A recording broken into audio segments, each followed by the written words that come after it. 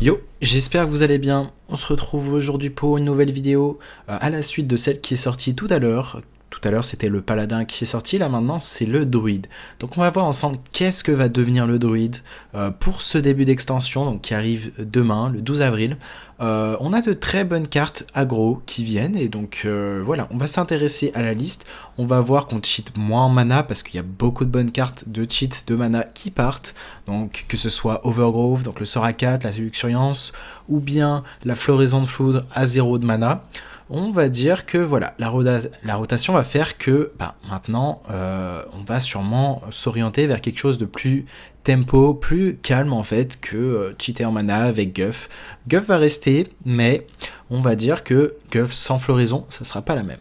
On va analyser la classe ensemble. Voici la classe druide, les cartes qui vont partir du standard mais qui ont été emblématiques de cette dernière année et d'il y a 2 ans également. Donc on va voir ensemble tout ce qui part, la survie à 10 de mana qui était joué en druide avec gardien animal ou bien joué avec les clones et Yacharge si vous vous souvenez.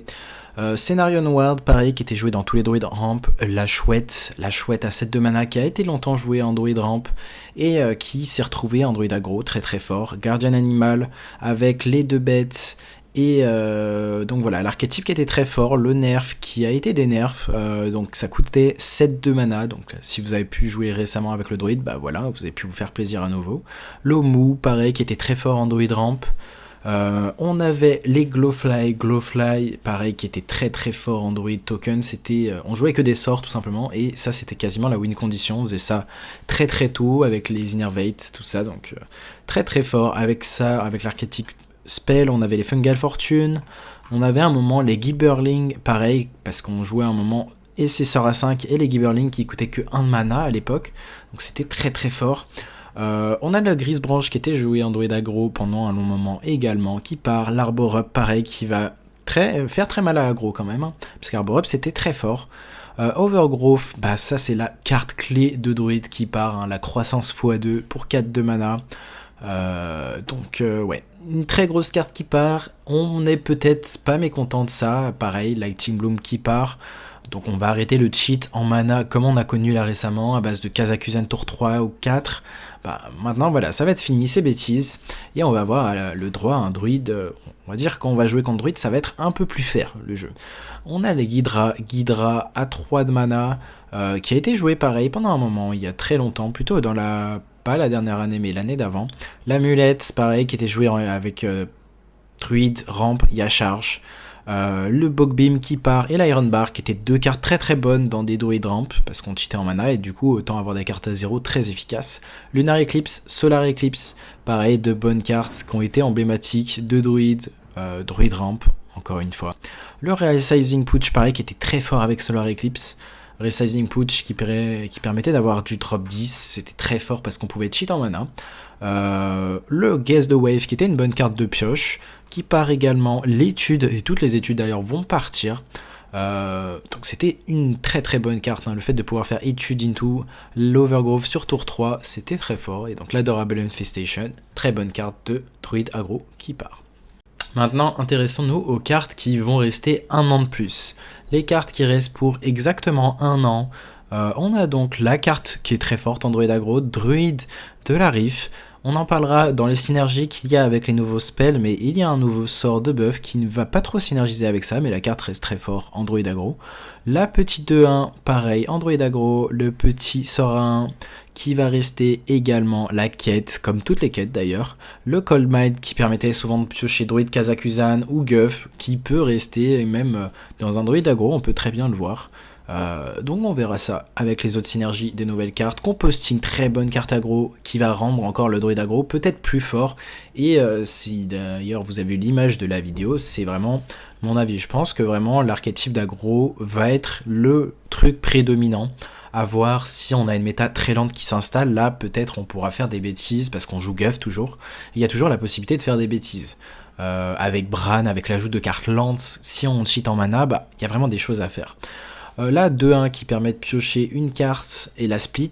On a également des cartes que je n'ai pas mis ici mais qui sont dans le corset qui vont rester comme Power of the Wild, et donc on peut également piocher le Coil of the Soul, donc au choix une des deux, mais également Nourish qui repasse à 5 de mana, donc même si on perd des cartes qui permettent de cheat en mana, on garde le Nourish qui a été unnerf à nouveau, donc qui est up, qui coûte que 5, et voilà. Ensuite, on a Moonlight Guidance, qui est une très bonne ajout de carte qui va rester dans un druide très lent, même aggro, ça va être très très fort. Et ça sera joué encore et encore. Mark of the Shell, bah, ça peut revenir si l'archétype de druide aggro, druide... Il y a eu également un druide avec le Guff, avec plein de sorts nature, bah, qui peut revenir. On a toujours Drektar dans la méta, on peut envisager un druide Drektar toujours top tier, et voilà, druide aggro, taunt, top tier, c'est quelque chose d'envisageable. On a toujours les bêtes, que ce soit le sort à 2 qui invoque 2-1-2 taunt, ou le sort à 3 qui va être la caverne version donc druide. L'oracle qui reste également, c'est pour ça qu'on voit vraiment un archétype aggro-druide qui va rester et se former. Ça qui a été très forte en archétype quest évidemment. Mais on a vu en même temps, pendant un moment, dans l'archétype aggro. Le Pride Fury qui reste, qui est un des meilleurs buffs selon moi, on perd Arbor Up et on a toujours ça qui reste. On peut voir l'ajout à nouveau de cette carte qui va être jouée parce que la méta devient très lente. Cri de guerre découvre une carte choix des armes et ça garde les deux effets, donc je peux très très bien voir cette carte en fait dans les druides lents, même pas forcément lents, peut-être juste tempo, juste histoire d'avoir vraiment du follow-up, de pas manquer de ressources, on peut voir cette carte. Le Mulveric, pareil, qui a été joué en druide ramp et à un moment en aggro, Guff également, bah, on risque de le voir même en aggro si la méta devient plus lente parce qu'on a envie de faire des bêtises avec Oracle, potentiellement la carte à 1 mana que j'ai d'ailleurs oublié et je crois qu'il reste, hein, on va vérifier ça, mais le petit... d'ailleurs j'ai enlevé une carte à l'instant, je ne sais pas qui c'était, pourquoi je ne vois pas... Ah, c'est une carte neutre, oui, voilà pourquoi. Parce que l'analyse, c'est surtout les cartes de druide. Mais voilà, Ivus, je la considère presque comme une carte druide alors que c'est pas une carte druide. C'est juste que bah, c'est quasiment la seule classe qu'on a vu Ivus jouer dans 99% des classes, c'était druide. Donc voilà, Ivus, Oracle, c'est toujours des choses qu'on pourra faire pour faire des bêtises et pour l'archétype aggro. On a toujours l'Anacondra qui reste avec alignement, donc une carte qui n'a pas été dénerf, qui reste à 8 mana. Donc ça risque d'être un petit peu lent de jouer une méta Anacondra, mais pourquoi pas. Je pense qu'il y a moins de possibilités de cheat en mana, mais sait-on jamais. Scale of Onyxia qui va rester évidemment. Matriarch, c'est la fameuse bête qui rend le druide bête si fort. Donc voilà, on a du potentiel qui reste. On a toujours ce buff à 3 si on commence à faire un druide aggro plus orienté bête. Donc voilà. Voilà, vous êtes briefé sur les cartes qui vont rester en standard. Maintenant, on va s'intéresser aux nouvelles cartes qui arrivent dès ce 12 avril. Les cartes de druide qui reviennent, donc on a dit, il y a Fandral. Fandral va bien rentrer dans le fait que druide redevient un peu plus lent, la méta redevient un peu plus lente, et on n'a plus de mécanique d'OTK vraiment qui abuse de l'OTK comme avant, hein. Donc là, la rotation des OTK va mettre du bien au jeu pour les archétypes un peu plus tempo et un peu plus lent. Donc Fandral est une bonne carte, et donc voilà, si vous avez vu la vidéo où je faisais l'analyse des cartes qui dégagent et qui arrivent dans le corset, et bien vous avez toutes ces cartes qui vont revenir et ces cartes donc qui partent. Donc les cartes de druide qui arrivent, on a le petit Naga à 6 de mana, refresh vos manas de cristaux, équivalent au coût de la carte la plus chère de votre main. Donc voilà, on a peut-être un Naga qui peut coûter 0 et ça peut être pertinent, hein. Par exemple, imagine tu as Nourish en main, ou même alignement, ou peu importe. Bah voilà, tu joues ça à la fin de ton tour, dans un druide lent, je peux très bien voir cette carte. Maintenant, on a le petit drop 1 rush au début de votre tour, après que vous ayez... Enfin, ça commence en étant dormant, bien évidemment. Donc tu peux le jouer sur tour 1. Et après que tu aies dépensé 5 de mana, et donc imagine tu dépenses 2 de mana tour 2, 3 de mana tour 3, bah tu as une 4-4 rush qui se réveille. Et ça peut être très très pertinent. Je pense là maintenant à la curve de tour 2, invoque 2 taunt, 1-2 de druide. Et derrière, c'est la curve de tu joues le sort à 3, la caverne de druide en fait. Et donc tu as une 4-4 rush en follow-up, et je trouve ça très très fort. Dans un archétype aggro, je vois très bien cette carte. On a également le sort à 3 qui, je pense, ne va pas trop être joué. Inflige 4 points de dégâts à un serviteur si vous avez joué un naga en ayant cette carte en main. Lui donne aussi 4 donne à 4 d'attaque à votre héros. En soi, je pense pas forcément que ça sera joué, mais c'est quand même un bon removal. Donc si l'archétype des nagas est bon en druide, c'est une carte qui peut rentrer. On a également cette carte qui est une très bonne carte aggro selon moi, et qui marche bien avec la mécanique donc, de dragage de maintenant. Râle d'Agonie met un boom feeder, donc exactement le même serviteur dans le deck, et lui donne +2/+2 de manière permanente. Donc ça sera une 3/5 au final. Et voilà, ça va se perpétuer. Donc si tu arrives à chaque fois à piocher le fond de ton deck, eh bien cette 1/3 va vite devenir une 3/5 et etc. Donc là on voit qu'on a une autre synergie. La synergie qui va bien avec cette carte, c'est Dredge. Si vous avez le mana de jouer la carte au fond du deck, donc pioche la carte. Donc Dredge, vous regardez les 3 cartes du fond de votre deck, et si c'est une carte jouable, bah voilà, vous la jouez direct, et la synergie est très très forte avec ce petit drop 1. Et même si c'est pas ce drop 1, bah avec n'importe quelle carte jouable, bah si vous jouez un deck aggro, c'est très pertinent de jouer cette carte, ça coûte 0 de mana en plus. Donc voilà, et en plus il y a une synergie de certains nagas qui sont, si vous avez lancé un sort en ayant ce naga en main, eh bien, il devient actif. Il y a des nagas, vous allez voir, qui font ça, on verra ça dans l'analyse des cartes neutres. Et voilà, c'est une très bonne carte, et une carte qui, je pense, est sous-estimée, mais en aggro, pour moi, ça rentre, très très clairement. Le sort 1 donne +1/+1 au serviteur dans votre main, et met une carte au fond de votre deck, qui elle-même donne +1/+1 à tous les serviteurs dans votre main, deck et battlefield. En soi, c'est une carte, j'ai l'impression que ça va être dur de la rentrer au début de manière optimale, mais à terme, on peut trouver, avec du temps, la réflexion, une place pour cette carte. Et voilà, potentiellement en aggro, donc à voir, je suis curieux. Ensuite, sort à 5, invoque une 6/6 Orca avec Taunt, ou 6/1/1 Rush, donc voilà, soit l'un des deux, et cette carte va être très forte avec la carte qui est à 4 de mana, qui va combiner les deux effets. Également, si vous invoquez Fondral sur tour 4, derrière vous faites ça, c'est un moyen de prendre la tempo très facilement, et j'aime beaucoup. Après, je pense pas que ça sera joué de manière générale, ça sera juste une carte qui sera ok à découvrir. Sort à 7. Pioche 3 cartes, invoque une plante de taille équivalent à votre main. Donc les stats seront équivalents à votre main. Et donc ça sera un taunt. Imaginons que vous ayez une full main, donc 9 cartes ou 10.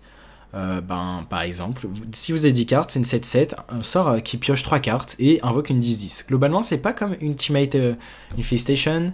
La carte ancien qui coûtait 10, inflige 5 d'armure, pioche 5 cartes. Mais voilà, on a quand même une possibilité de pioche qui revient. Avec ça, on a quoi d'autre? On a ce petit drop set.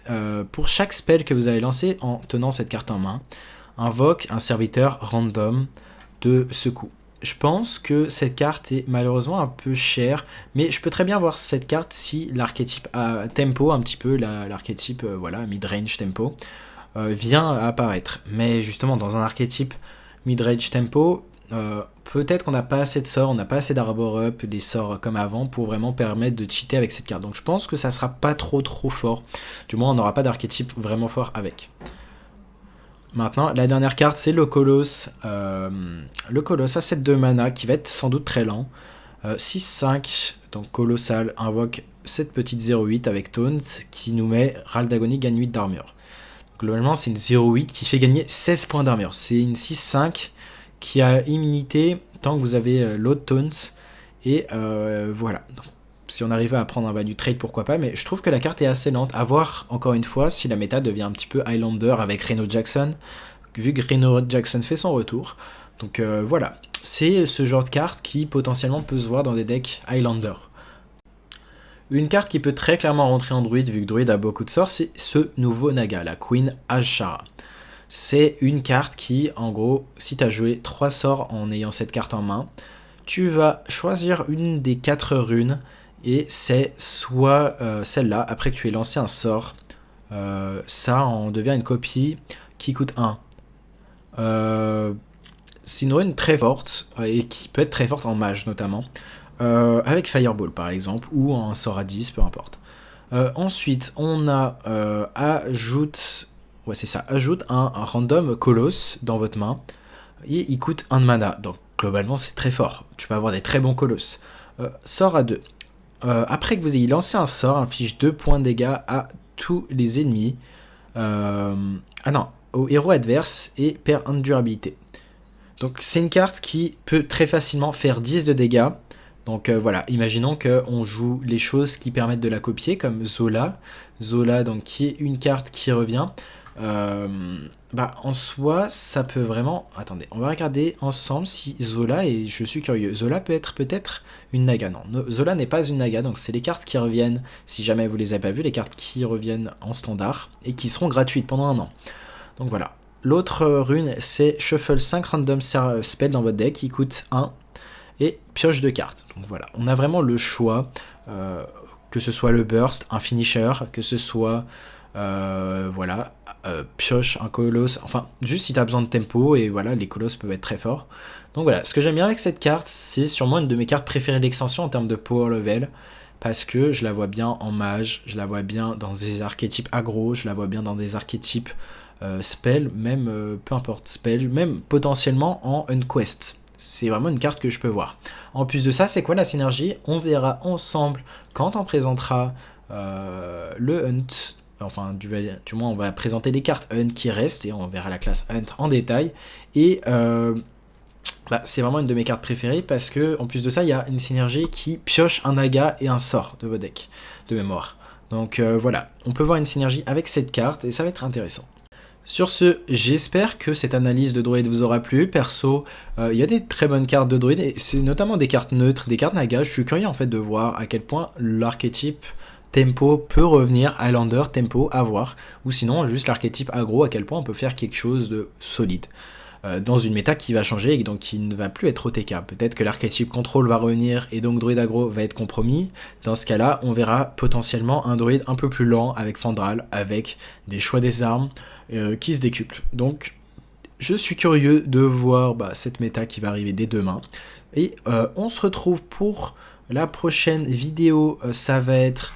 laissez-moi vérifier, je crois que la prochaine vidéo ça va être sur chasseur justement, donc on analysera ça ensemble, et il y a des cartes naga sympas, des cartes de chasseur vraiment très très fortes, très très solides, donc voilà, sur ce je vous dis à la prochaine, très bientôt pour cette vidéo sur le chasseur. Sur ce, tchuss.